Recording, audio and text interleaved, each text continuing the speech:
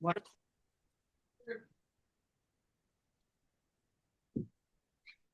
All right. Welcome to Bluebird on Your Shoulder. I'm Josh. And I am Josh. Ryan's out tonight, so we might have a roommate pop by if he decides to sit in. Um, so another crazy freaking week of Blitzkrieg.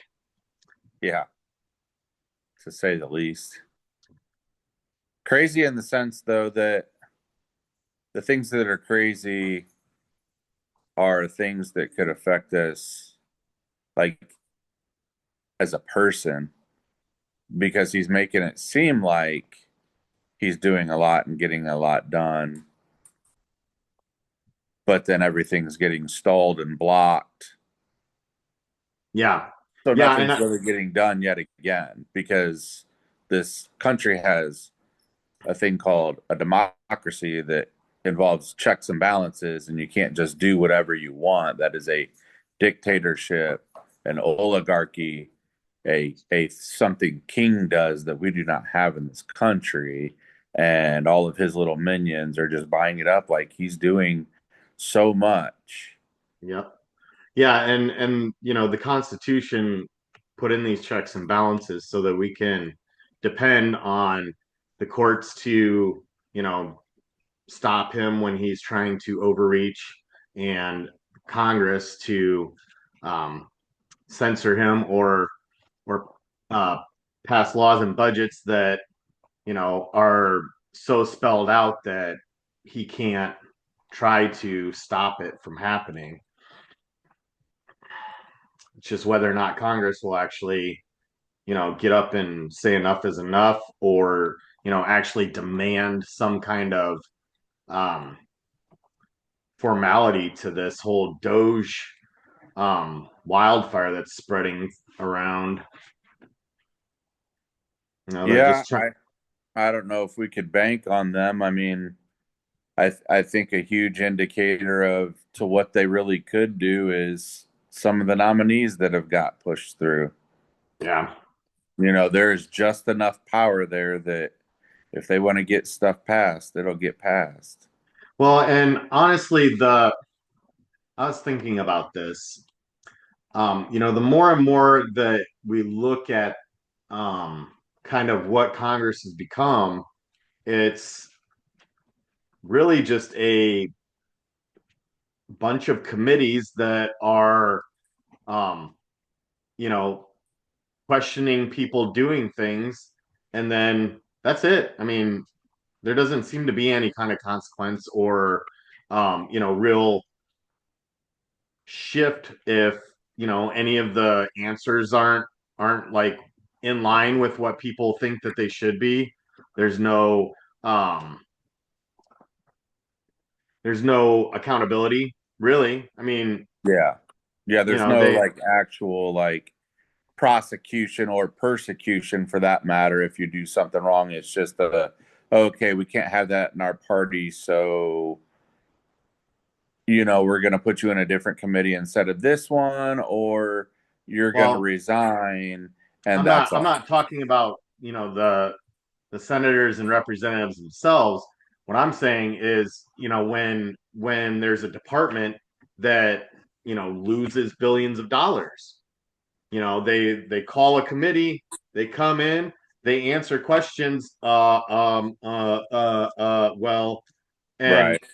like we've seen Pete Buttigieg up there just schooling them, and you know, and then we've seen RFK get confirmed. So like, The heroin addict. yeah, like there's just Yeah.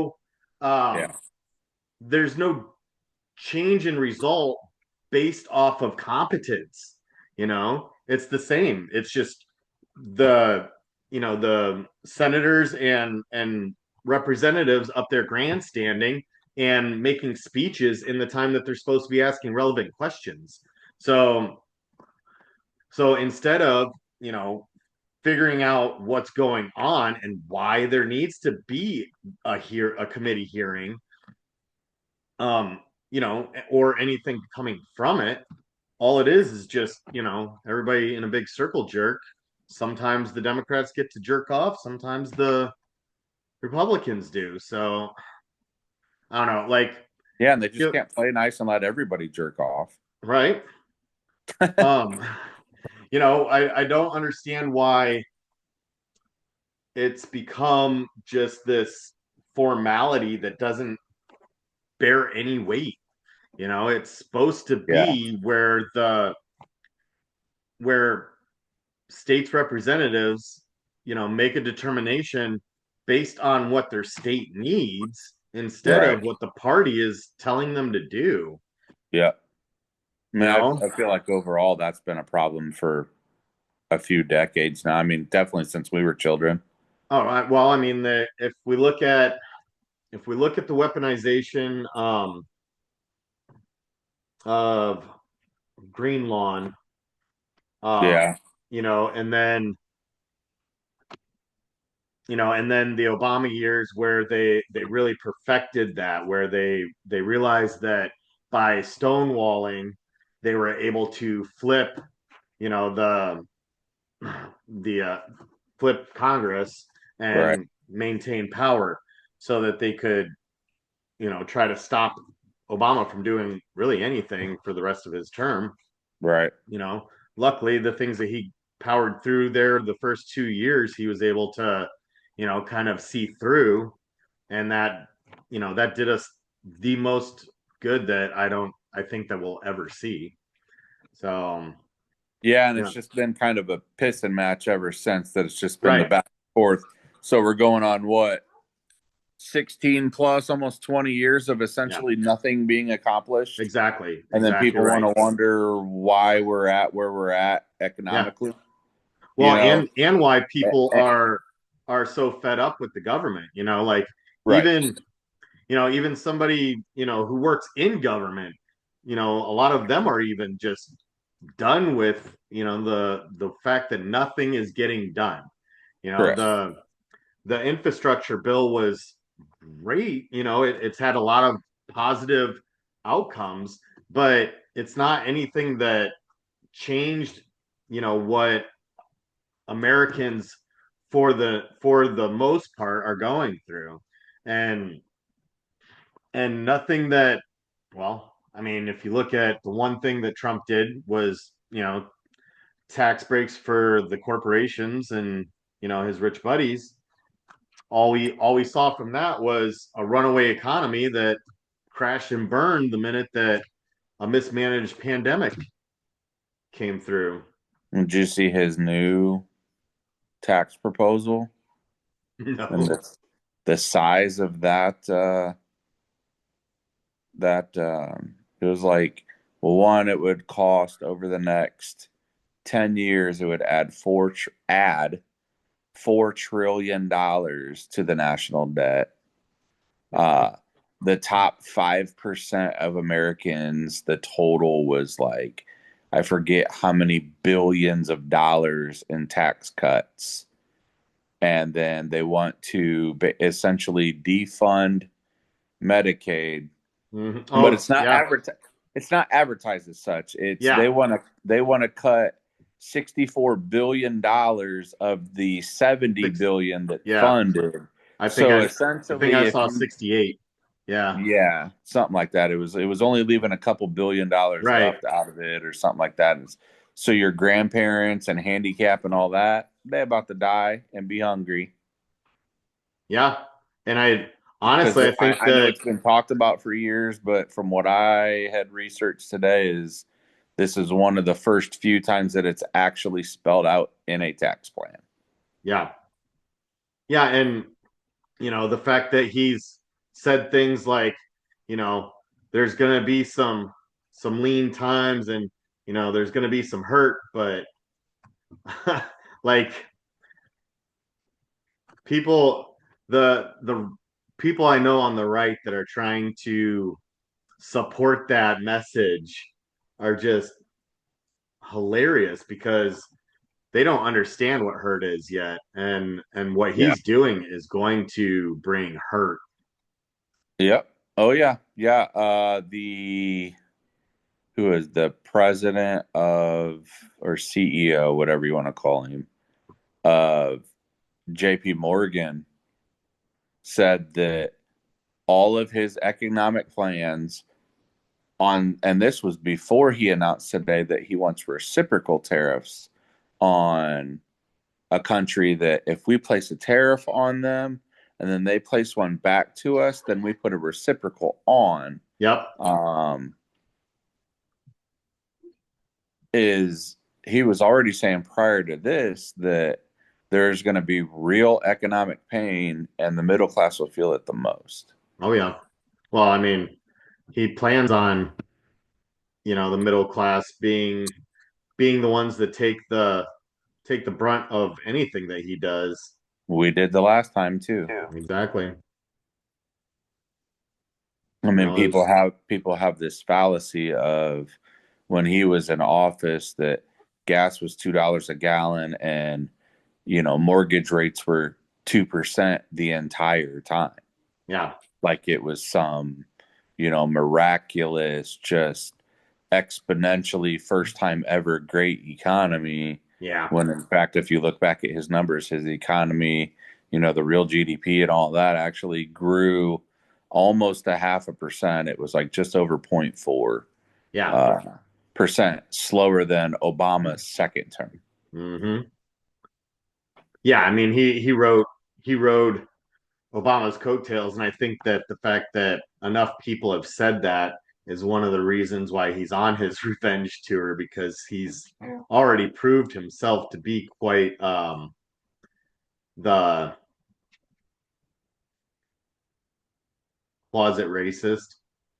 Yeah, well, and I think it's really funny that when he first got in office the first time and the economy was doing good the first few months and it was all me, when in reality, basically the first 2 years of a new presidency are numbers from the prior president. Right, right. I know we've already addressed that, Yep. how the economic cycle and presidential cycle works.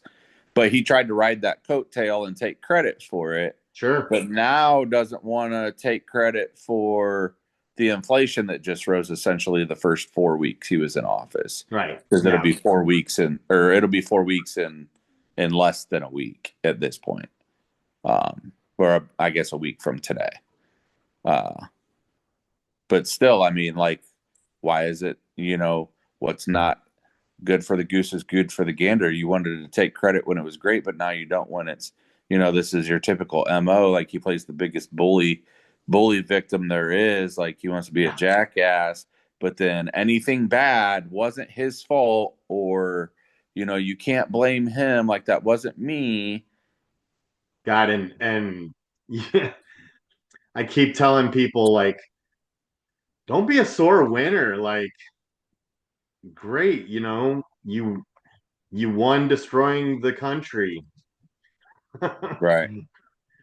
But Yeah. It's one of the funniest things talking about our country. One of the funniest things I found, uh, I guess ironic this past week, but in a funny way, is all of his supporters, all of his supporters, all of the sudden, since the halftime show at the Super Bowl, now want inclusion and yeah, DEI and all of that. Where's the white dancers? Oh, now you want to include people after you basically just strip them of all of that? yeah. Get out of here. It don't work like that. I loved, him complaining about there wasn't a single white person. So what? Now DEI is acceptable. That's exactly what I'm saying. Oh, oh, and Uh, and meanwhile, that helicopter crash a couple weeks ago, military cop uh, helicopter. Uh, mhm. he wants to blame DEI Right. for that crash, but there wasn't any crashes like that the last 17 years. And now we've had So, and now we've had two because there was just just another two. one. Was it Yeah, today or last night? it was last night. Yeah, one somebody hit ended up taking out one of the guys from Motley Crue's plane. Oh, really? Yeah, I saw that on the local news app this morning that it was a plane hit another parked plane, and the parked plane was owned by someone Mm, from Motley Crue. But gotcha. yeah, I mean that's two, and then I also find it ironic that nobody's really freaking out about it like they were with the trains when there was a couple of those accidents. Right, right. You Yeah, so know, that was all Buttigieg, but yeah, now, it was all over the news and yeah, talked about like nonstop, like it was some freak thing that couldn't be stopped and it was just going to keep going. And they just want to not really talk about this stuff. yeah, yeah, and I think that there was what, four people that were injured for that, something like that. The the toll on life was very low. The One of the big things that they were harping on though was the possibility of contamination to the ground because of whatever was being hauled. And that was, environmentalists and as well as these pipeline advocates that wanted Canadian oil shipped through, a pipe instead of through trucks um and train. Yeah. Yeah. And the conspiracy theorists were trying to run rampant with it, of course. And Yeah, yeah. Yeah, because, with this, it was just a tragic loss of life. I right. don't think that there was much that could have been. Um, there wasn't a whole lot of politically um, based items that could be capitalized on with Yeah. these accidents. So Yeah. I mean, unfortunately, from everything I'm finding, is it somewhat had to do with, and I spoke with someone who used to be a naval pilot. Um, they say ultimately, regardless of what happened in the control room, whether they were understaffed or not, it's ultimately that pilot's fault. Um, I mean the problem is that the so actually I know a buddy of mine who is in the industry. He just left being an air traffic controller. He was an air traffic controller in the army as well. And we were talking the other day, and he said what happened was the the tower, told the helicopter that there were two planes on approach, and then when they asked the chopper pilot if he saw them, or if he saw the plane on approach, the chopper pilot responded yes, and that was because he saw the one that had just landed, not the one that was coming in from behind. So so that's whether or not really not. the control room's fault. It sounds like it really is the pilot's fault. Yeah, yeah. And But the unfortunately the chopper pilot, depending on how green he was, depending on how many night missions he had run, if they were, running NVG's map of the earth, those types of things are hard. And right, um so for him to make a mistake like that, you know, I think yeah, it's sad that they were that close to any kind of commercial airspace, coming in, cutting across any kind of avenue of approach. right, So it's really unfortunate, but I think that that's about the extent of where we can glean much need for change from. There's just not, there wasn't enough, there wasn't anything specifically going on that is a major error. It yeah, was just really unfortunate because there was a misunderstanding between the tower and the chopper pilot, on which airplane was seen. So um, but you mentioned the Super Bowl. What was your favorite commercial? oh man, I was really, pleasantly surprised with the commercials this year because I Yeah, feel like the last handful, maybe years, have been kind of a letdown because that's always been for the longest time of my life yeah, was yeah. always everybody be quiet and watch the commercials. Right. Um, I'm I'm always partial to the Budweiser. I thought that was pretty cool that the Yeah. the young one went and still found his guy and got that keg delivered. To Yep. prove Yep. to him that I might be small, too small, but I still got you. So Yeah. Yeah. that was kind of cool. I like that one.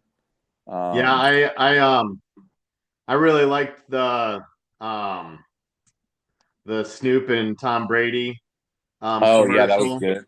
Yeah. I think that my favorite one though was actually the Jeep commercial with Harrison Ford. He got a hard dig in when he came around and he said, "Pride is a horrible way to drive."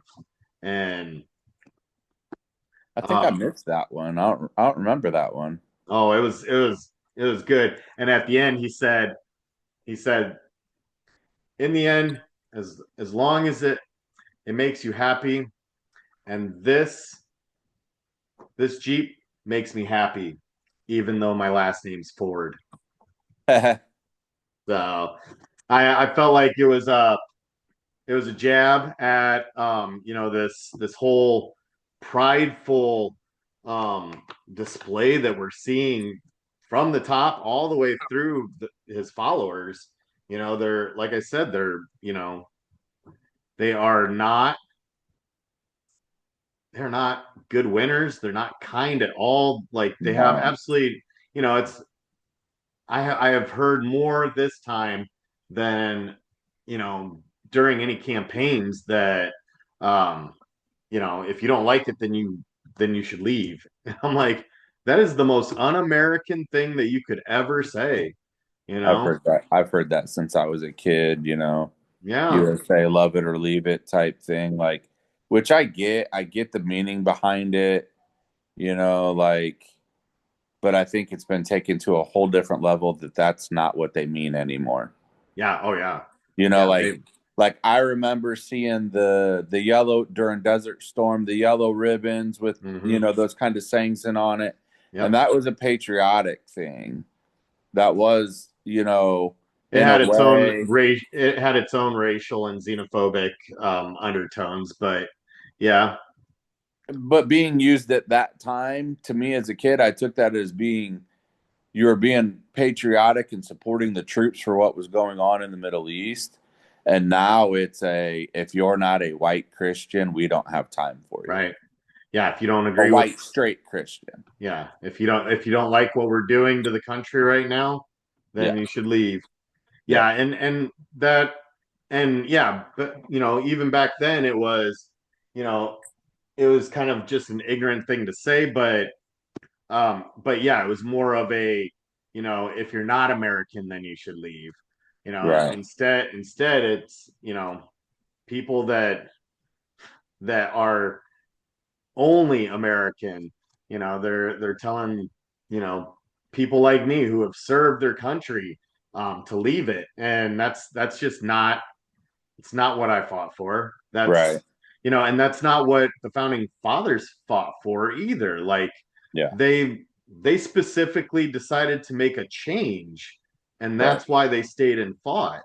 You know? Yeah. Yeah. You brought up that Snoop Dogg and Tom Brady commercial. Hmm. Um, I thought it was pretty good and pretty powerful if you paid attention to the message. What Yeah. I what I found funny about it is, and it's they did a good job of they took a black man, white man, whatever, but Yeah. Yeah.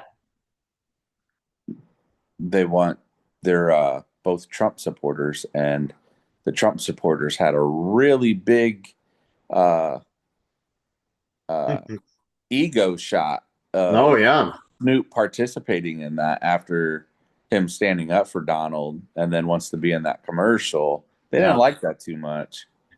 Well, and I wouldn't say that Snoop necessarily, you know, supports Donald, I think that he supports the president, and there is a difference. Very Um, much so. I like we've talked about, we don't want America to fail, so No, therefore we don't want the president to fail. But correct. Donald Trump,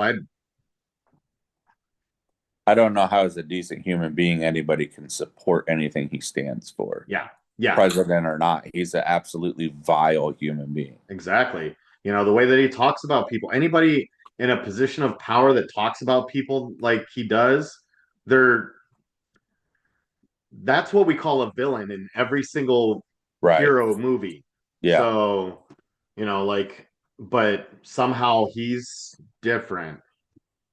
But yeah, because he's not one of the most, gosh, I'm not even sure what the word is other than uneducated, idiotic, stupid um, remarks I've heard from one of his supporters is, well, I like him because, you know, he's going to clean out the quote unquote swamp because he's not a real politician. He's Yeah. going to he's going to run this country like a business. Um, Yet he's world renowned, known to be a horrible businessman. Um, bankrupt how many different companies?